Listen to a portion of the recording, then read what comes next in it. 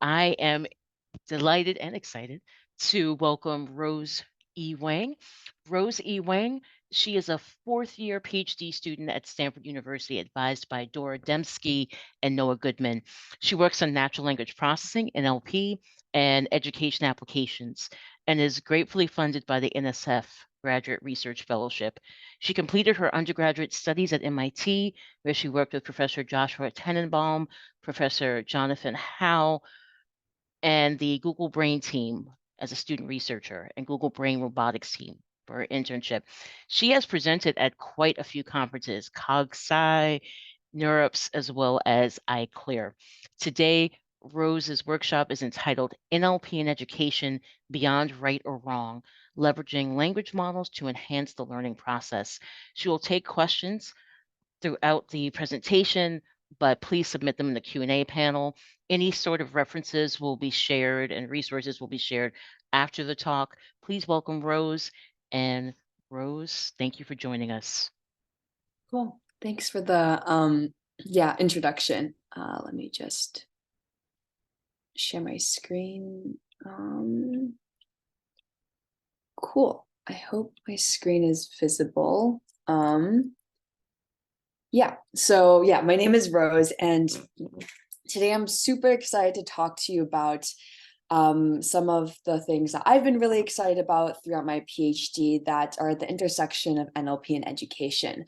And in particular, some of the recent works that me and my advisor have been working on really tackle this question of can we use language models to be able to assist and support student learning, and to what degree? And so, as previously said, I'm a computer science PhD student, and I've been working super closely with my advisor, Dora, on exactly this intersection. And really the main goal for today's talk is to, I guess, first and foremost, excite people about education data and what you can do with this kind of data and what this data even looks like. So first, also explaining like the challenges in education, what needs to be tackled, why it's really important to tackle, and why it's hard. Also illustrating the ways in which natural language processing tools and data science tools can be used to develop a new understanding of student learning and support educators in teaching. And finally, I think something that I really care about in my research is really working in tandem with real educators and students, as well as school districts and tutoring providers, to be able to not only validate the value of our work, but also to really understand what are the on-the-ground challenges that educators and students face so that we can best support them. And so that really lays the foundation for a lot of the research that we work on. A lot of what the talk is going to be about is just kind of laying the land about what education data looks like. But I hope to at least integrate a couple like interactive questions from the audience so that we can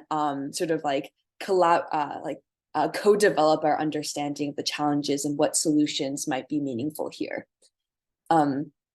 Cool. So as probably a lot of us have heard about in the news, recent advances in NLP has stirred excitement about the potential of large language models like ChatGPT or GPT-4, in particular in education. So I think a lot of the quoted excitement is about the promise of providing equitable access to high quality education, especially when the way that we can interact with these models seem to be in a very interactive way, which hasn't been really been done before.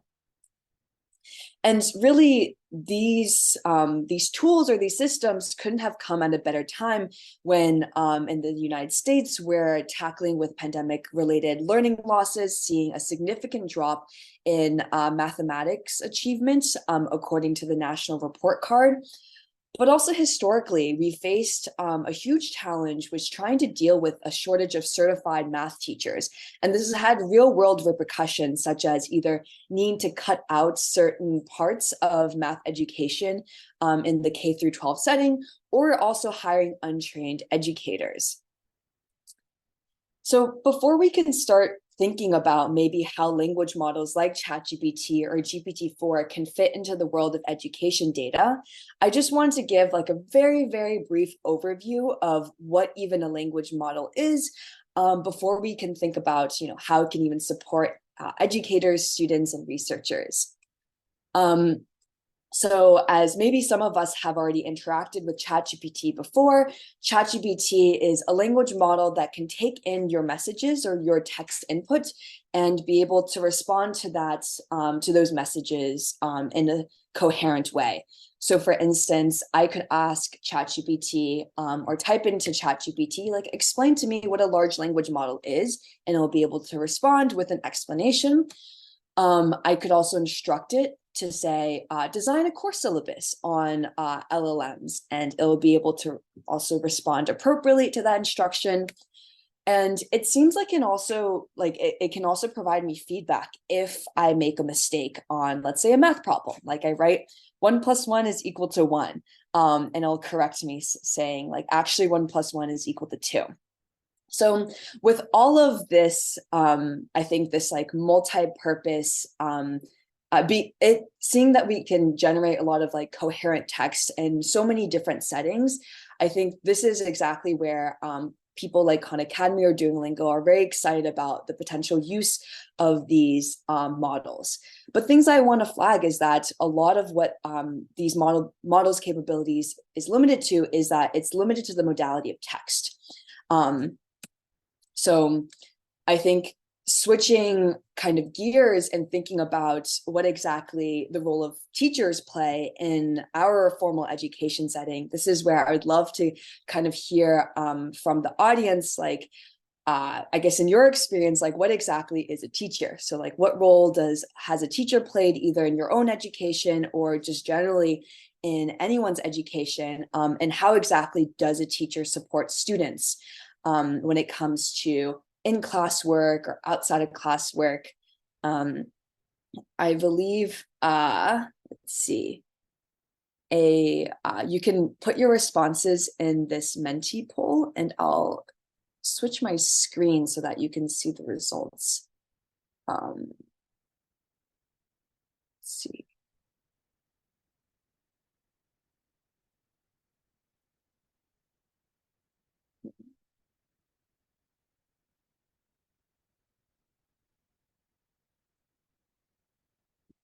So let me stop sharing and then switch it over.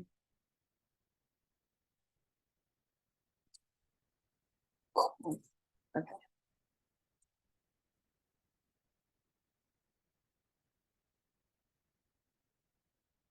Cool. So I think you should be able to see everyone's live responses here.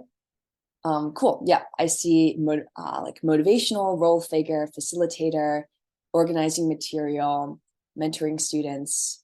Yeah, definitely representing community members as well. A guide. Yeah, no, these are all super great responses. Nice. Yeah, offer guidance. Cool. Yeah, this exactly like hits the spot of so many different roles that educators and teachers and tutors play for us. Yeah, I like the answer of being responsive to the emotional state of a child and frustration. So things that like a lot of these roles indicate is that it goes sort of beyond text as well. Like there's a lot of things that children can express, but especially early on, they express it through facial expressions or just other means that go beyond text. So I'm going to switch over to now this presentation, which I hope everyone can see now. If not, definitely let me know in the chat.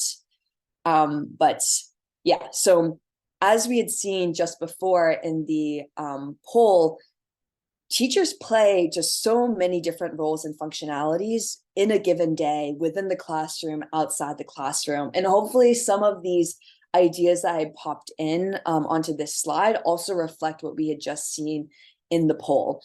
So thank you so much for everyone submitting their answers.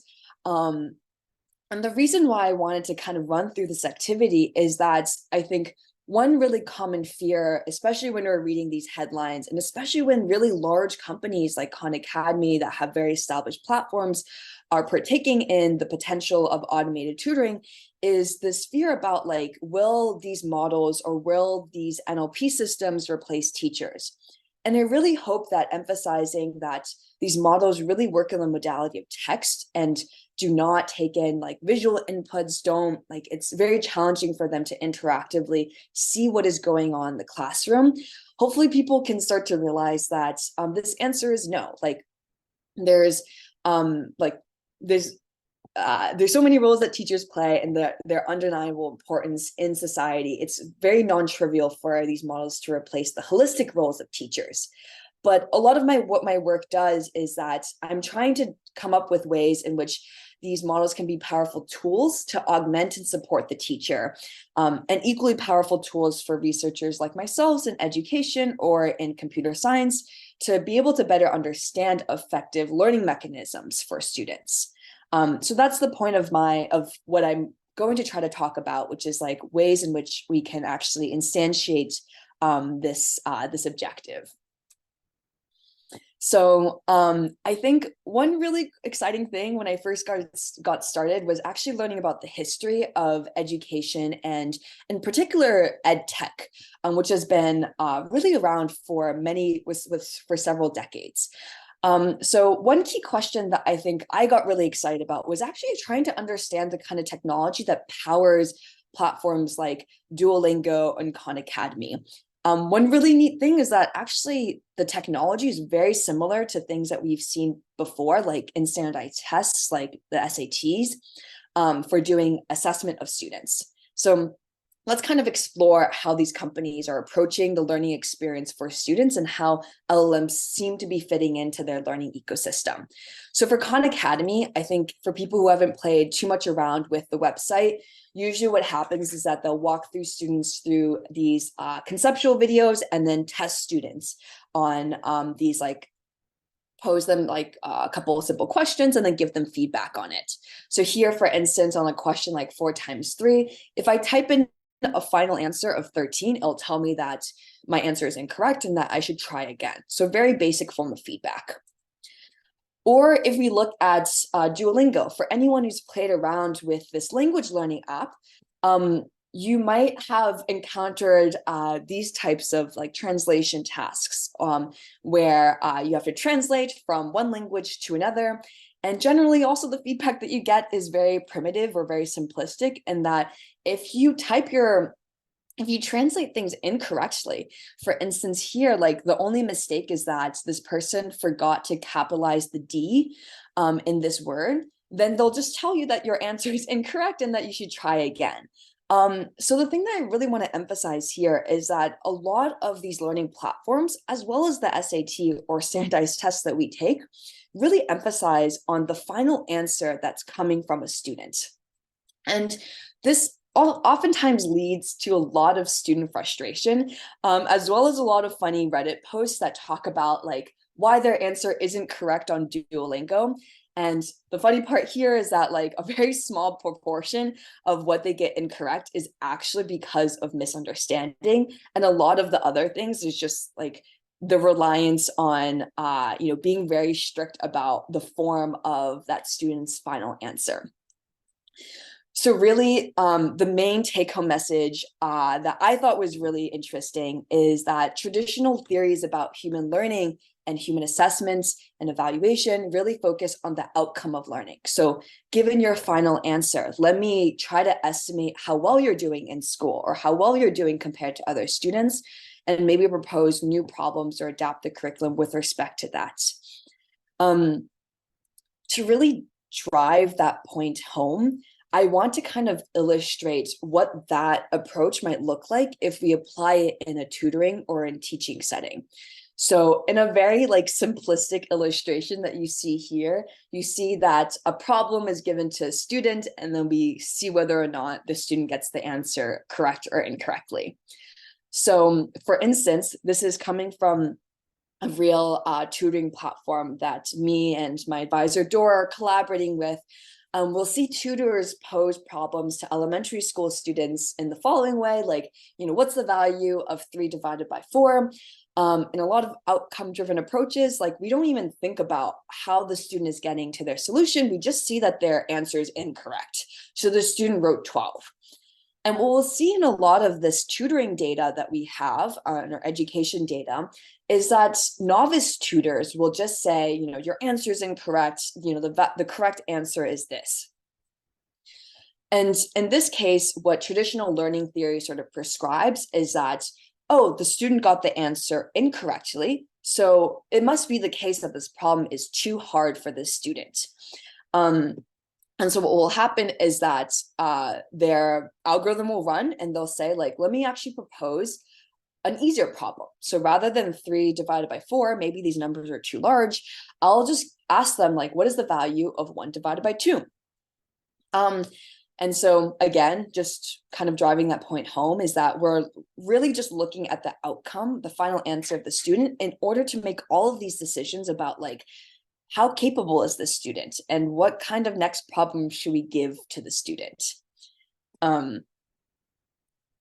Switching gears to things that I am really excited about in my research and a lot of the data that we work with and that we're open sourcing in a safe and appropriate manner is kind of illustrating this question of, like, let's say that you actually knew something about the student's reasoning process. So how would your response to the student as the tutor, or even your assessment of the student, change?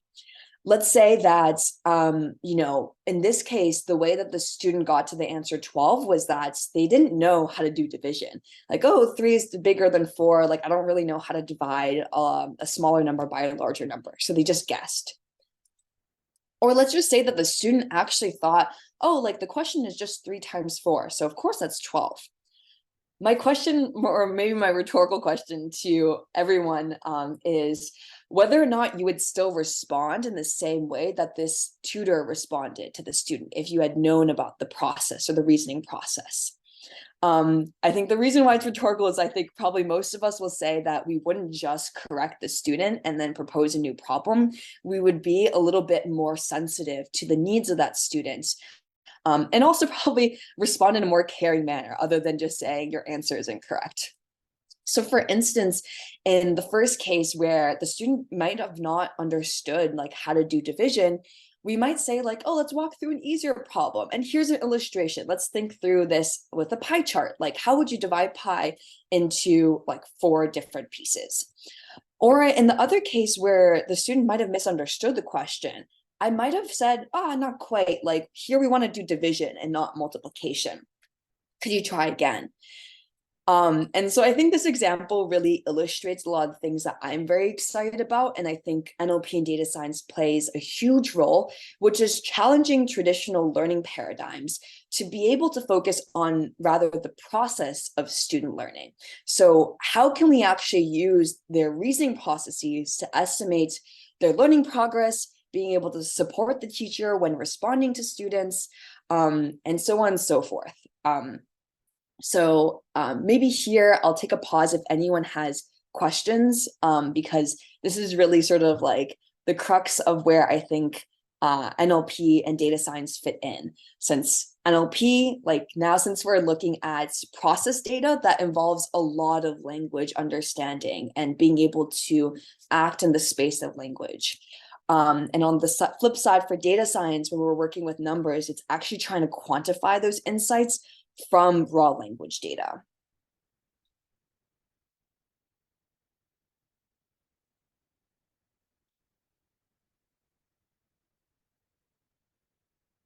Cool. So I guess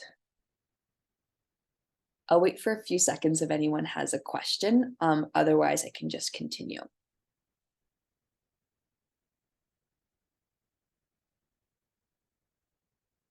Cool. Yeah. I guess one question was from Jordan about how can a tutor ask probing questions? So yeah, that's exactly sort of where I want to get to, which is like ideally a trained tutor would know how to diagnose a student and then respond appropriately. So one form of diagnosis is being able to ask a probing question. So hopefully actually we'll get to that point of like, ways in which we would actually respond in this setting through another poll I'll pull up later on. Cool. So I'm just gonna kind of like synthesize on a super high level about like the space of questions one can think about, either leveraging tools that we had seen before when it comes to classification, to also operating the space of text. Like text is super intimidating. And so that's exactly why I think both tools like NLP and data science are super important to answering these questions. So some research questions or some things that I like to think about is first understanding how students reason when they're solving problems. Like, are they mostly struggling with particular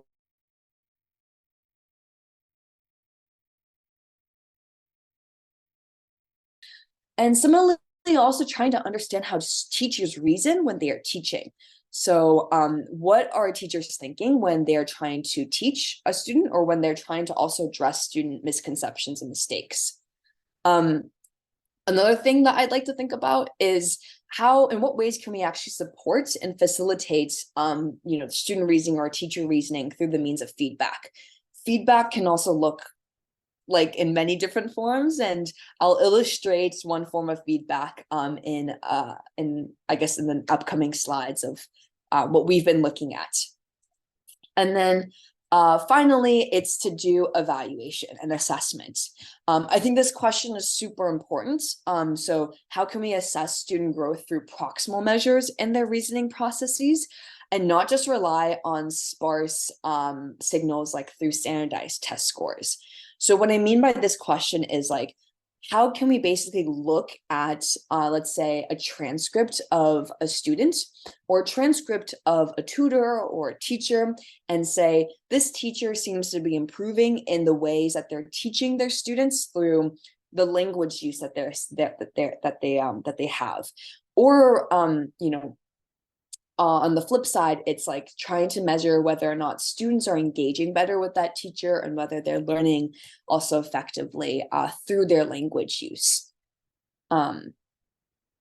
Cool. So for the upcoming slides, a lot of what I'm going to be focusing on is illustrated by this example of like remediation. So how do you experience math teachers remediate in this setting of addressing student mistakes? And how can we compare that to how large language models would do it? And in what ways are they good tools versus not so great tools? So to that end, the sort of second poll and also the last poll that I have is asking people in the audience, like, how would you go about addressing the student's mistake? So it's the same, problem of like asking them what's the value of 3 divided by 4, and we just see like the answer 12 in this like chat-based setting. So what would you do if you were in the tutor's position and you just saw these like messages? I'll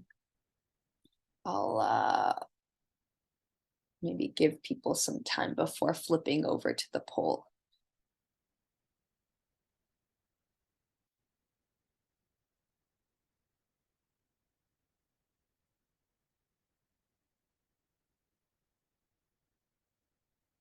So let me just move over here.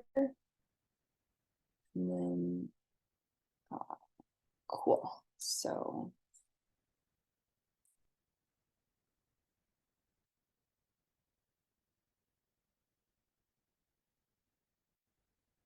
cool. So I'm seeing some answers like asking the student to walk through their thought process, their reasoning, asking why, right, showing their work. I think that's great. And then pointing out maybe like the reasons, so maybe like why there's a mistake and giving the right answer. Right, cool. Yeah, I'm seeing a lot of like, how do they get to the answer and understanding their reasoning process. Yeah, so that's exactly like the direction that I want to go into. So I'm just gonna flip back over here. I think everyone sort of has the right idea of, what ideally should be done. I think in practice, especially as you're working with students, is that like we always have the right notion of maybe like what we should do, but sometimes generating like a response on the fly, in an adaptive manner, in a caring manner, all of these things are really hard if just fall on the shoulders of a novice tutor. And I think even one person said like, oh, they have no idea, no training in this area. And I think that's really like very reflective of just what novice tutors have to experience.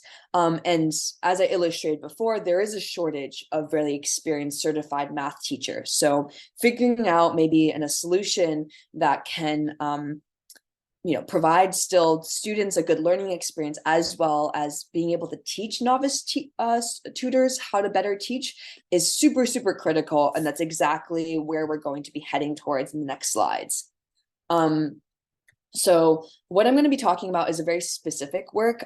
If people have questions, definitely feel free to pop them into the Q&A, and I'm more than happy to chat about that and address that, since I know this is probably less interactive than the previous session.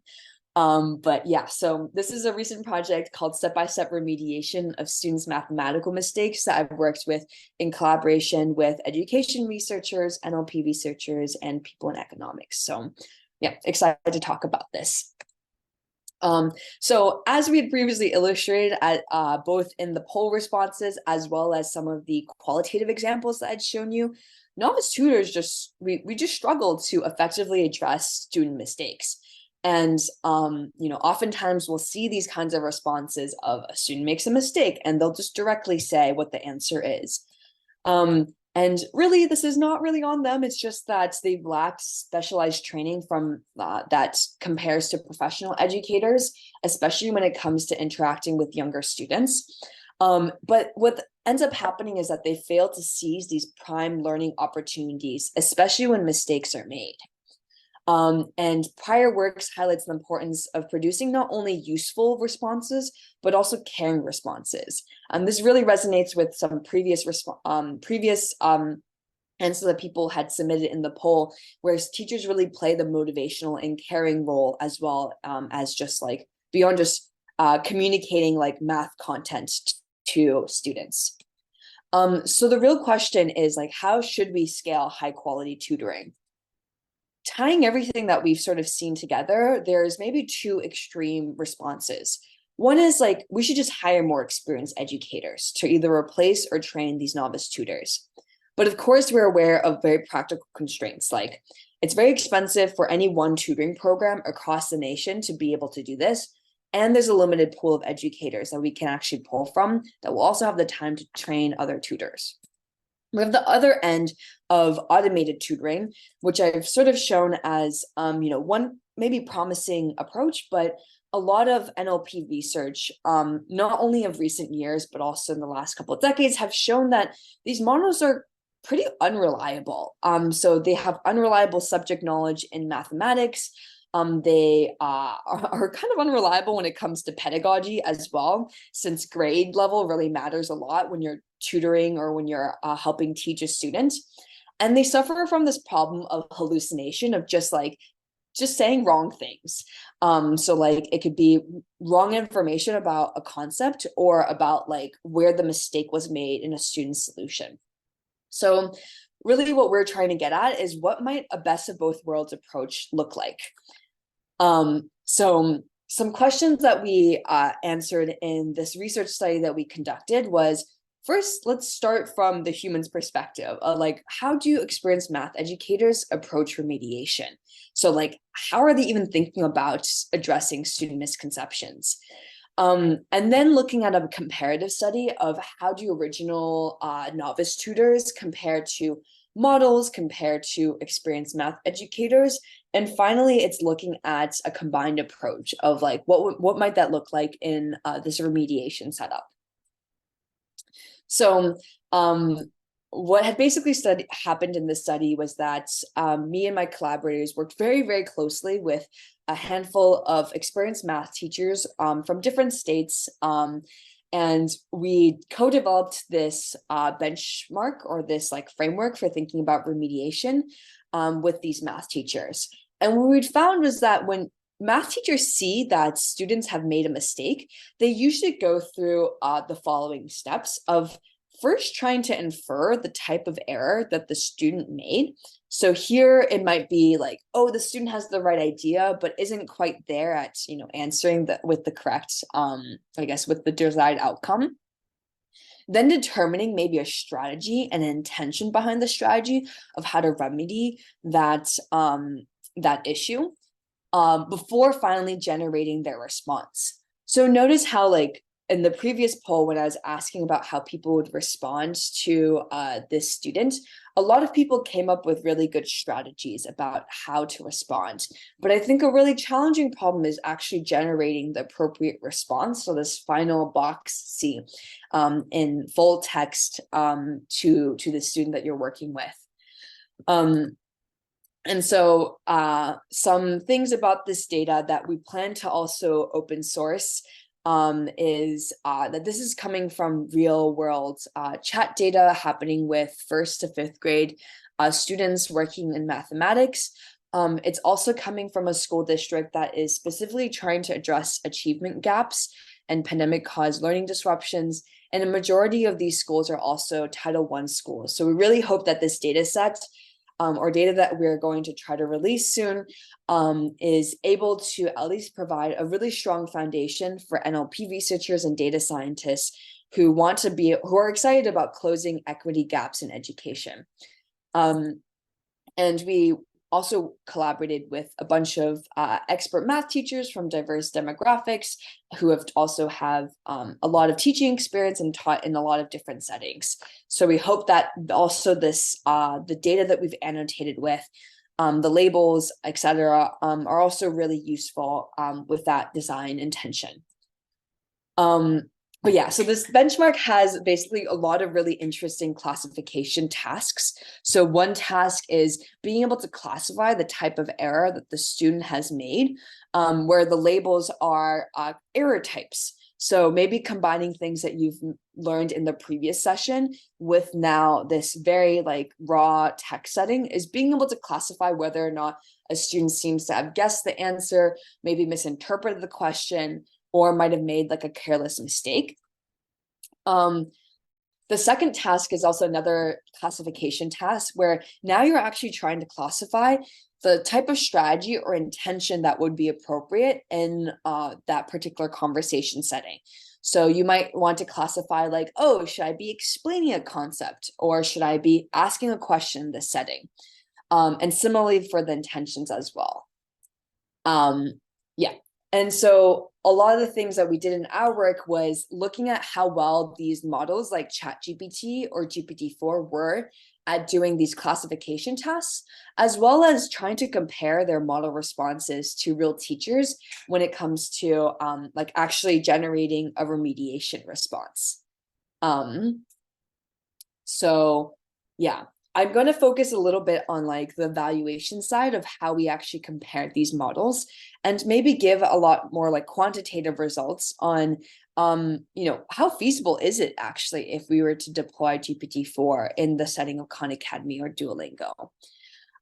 So what we did was that we basically showed math teachers like in a blind setup, like two different responses. One was coming from a real human and the other one was coming from either the math teacher or coming from like the models. And we asked them like, which of these responses do you find is more useful or like more caring, more human sounding, and I guess like, well, which response would they prefer to use as a tutor?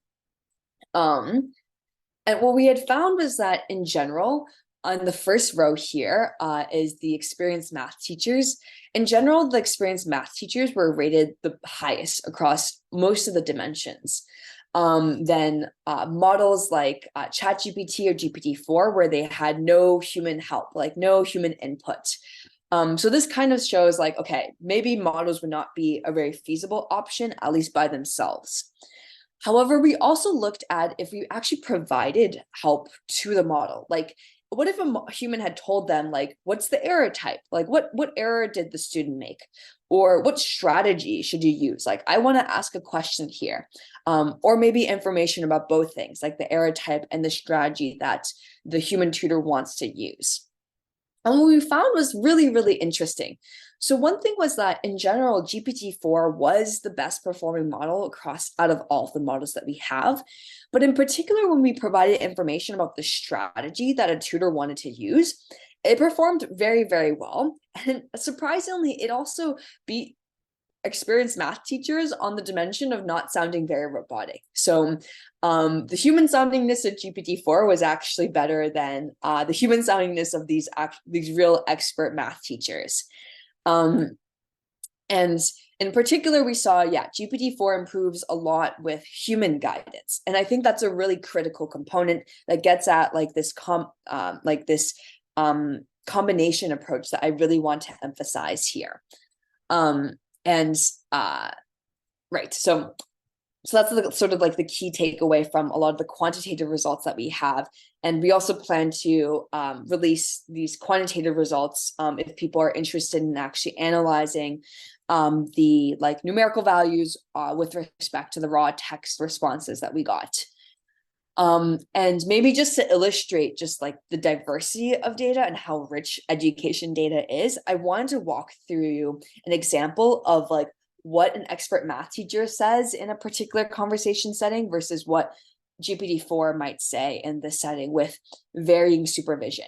So this is an example where a real tutor is asking a real student, like, Mike has 4 cookies and he eats 3 cookies. So Mike has how many cookies left? And the student says 10. What the tutor says is just say, oh, well, that was a good try. For an experienced math teacher, when they see this setup, they'll say, great try. Let's try to draw a picture. Let's start with 4 cookies and erase 3 that Mike eats.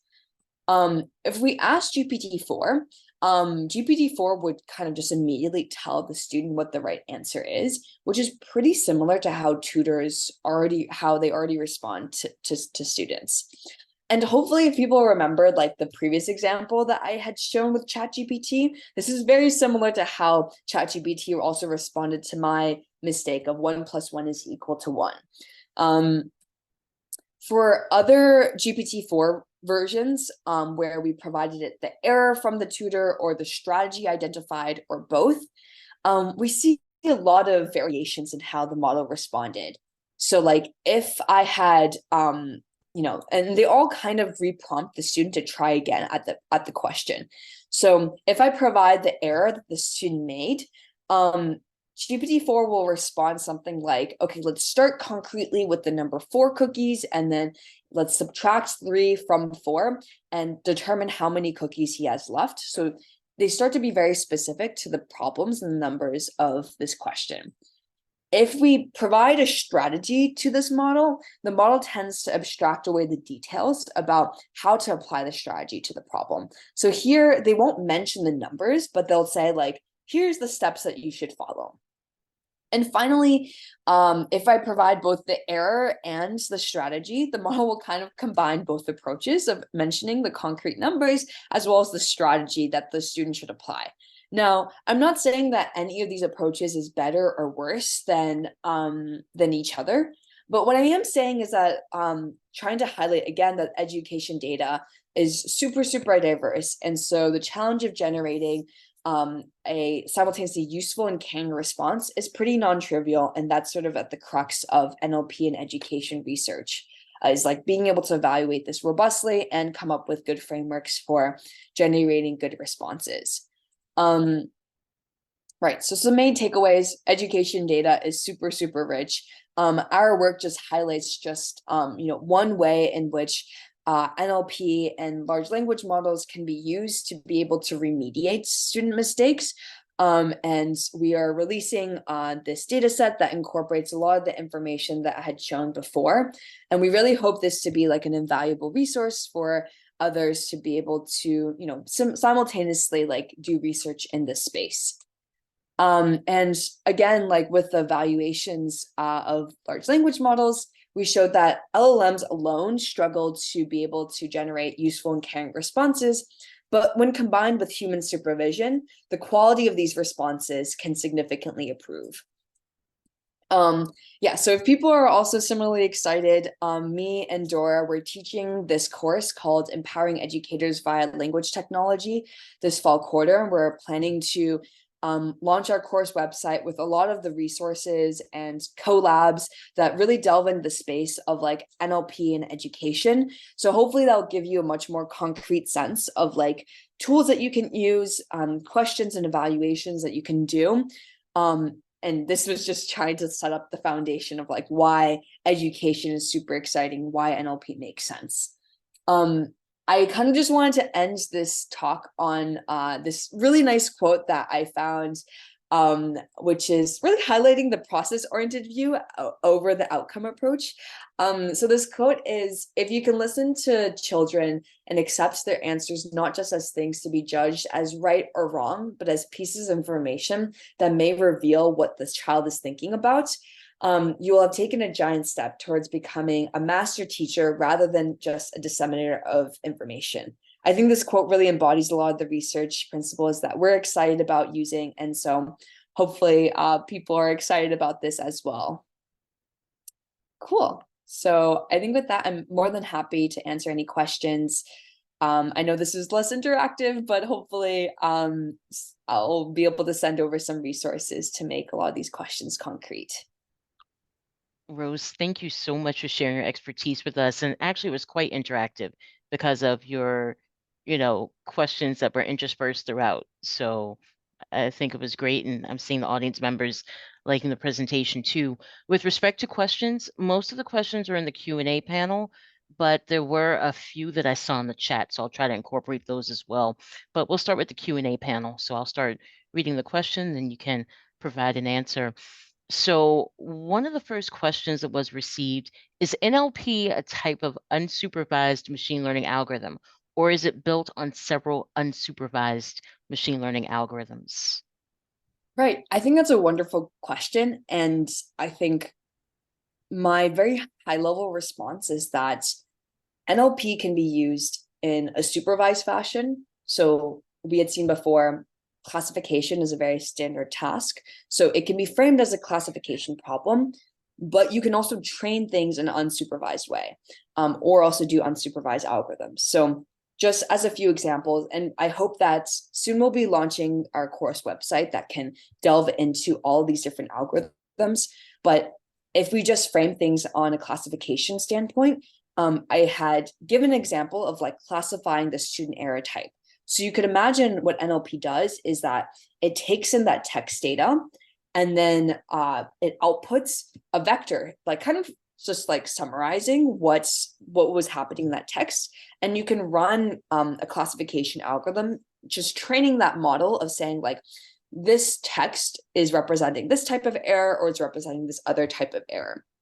So that's an example of a classification task in NLP. But another task could be an unsupervised like exploration of the data, since there is so much raw text data. What I could do is I could also run clustering, which I think people had seen in the previous session as well, a clustering algorithm that is able to actually cluster sentences that are semantically very similar. So for instance, I might make like the teacher might write something like, oh, that is correct, or that is incorrect. But other tutors might write something like, oh, that was a good try. So if I run a clustering algorithm on just the tutoring responses, it can separate this kind of feedback of like correct feedback or incorrect feedback to things of like motivational, like caring responses. Oh, that was a good try. Like, let's try again. So yeah, there's a lot of ways in which NLP can be used. And I hope that at least our course website, which will be launched soon, can synthesize all of those different approaches.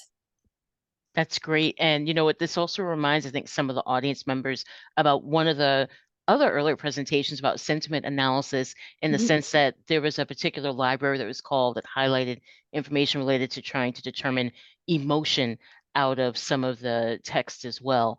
Yeah, So it's exactly. going to be, interesting to see maybe if that is somehow incorporated in this work. Yeah, no, And for sure. Yeah. And then here is another question, once again from the Q&A panel. Those of you in the chat, I'm trying to look at your questions too. So the next question in the Q&A panel is, how logistically was human guidance provided? Mhm. Yeah, no, that's a great question. And so in this case, when I talked about providing the language model with an error type or with a strategy, the way that you can imagine it is like, if I were just to pull up ChatGPT and just like, let's say, kind of going back a few slides. So just taking, let's say, this conversation context, all I'd really have to do is like copy and paste this text into ChatGPT, like tutor said this, student said this, and then prompt the model or prompt ChatGPT and say, I think the student made this type of misconception error, or that has this type of error. Or I think the way that I want to respond to this is I want to ask a question to the student. And then you can just hit that, respond or like submit button, and ChatGPT will give you a response. So that's the kind of way that you can imagine one way in which you can interact with the language model and provide that guidance of just giving it some more details of like, I want to ask a question, or I want to be able to simplify this problem, or other strategies that you think might be more useful than just saying, oh, that was a good try. And that makes a lot of sense. And on that note, related to Chat GPT or generative AI in general, you have this next question. So I'm trying to just grasp the data set that will be released based on human annotators plus ChatGPT, the evaluation criteria that you described. Are they trained to answer various math questions? Yeah, so I think I'm going to interpret they as the models, or That's what I ChatGPT. interpret. Yeah. So I think the short answer is that we don't really know much about what data ChatGPT and GPT-4 is trained on. So we can only really make hypotheses about what that is. When it comes to at least these specific math problems or this kind of conversation, this particular conversation is most likely not anything that ChatGPT has specifically seen. It might have seen similar problems like, oh, instead of Mike, it was Alice. Instead of 4 cookies, it was 5 cookies. And so at least for this specific context, we don't have anything to, or we don't believe that this data was actually used to train the model. Yeah. And that makes a lot of sense. And on that kind of similar thread, thinking about the, I guess, origins of the project and maybe even future work. So the next question highlights, was the project related to remedial mathematics just because that was where the data was, or for other reasons? Another part of the question is, could you see a similar approach, for example, for students who want to learn beyond the classroom curriculum? So there are kind of two questions. Yeah, thanks. So I think, yeah, super interesting question. So maybe related even to the data science part or someone else's previous question about unsupervised learning versus supervised learning. So this little snippet here about the student made a mistake and us having this focus on remediation actually came from a lot of exploratory work that I had done using clustering, of just seeing like what are patterns in what the tutor was doing that was incredibly common across a lot of the tutoring sessions that we were looking at. And because we had seen this very frequent pattern of tutors basically just saying like, oh, that was a good try, that was incorrect, that was correct, and nothing really like diverse in terms of remediation responses, that's how we start to then focus on remediation. So I think I just wanted to flag that as like one really cool thing in which we can use NLP and data science to be able to run these kinds of algorithms and then identify these problem settings that we ended up then focusing on and then doing research on. So that is the reason why it's focused on remediation. And then when it comes to similar approaches for learning beyond the class curriculum, definitely. So I mean, one thing is we could imagine that students want to learn some concept they've learned about or they saw about online, and they would ask their tutor for guidance on that.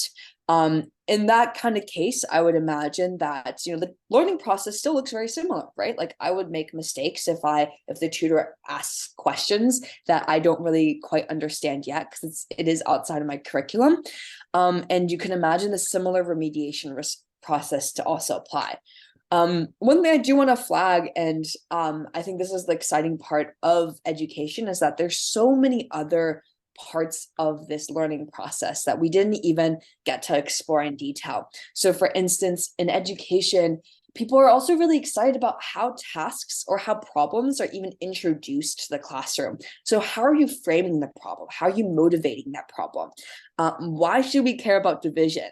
Like all these questions, we probably face challenges in our own learning process of like, why did that person not explain the point of learning this concept? So I think there might be other approaches where remediation doesn't exactly, or that kind of framework doesn't exactly apply, but I think it's super important open-ended questions that we hope other people are excited to work on as well. Okay, and with that in mind, and I'll be respectful of everyone's time, one more question, and then we'll, end this particular session. So here's a question I'm seeing in the chat. So the question is how to account for English language learners or low reading levels. Mhm.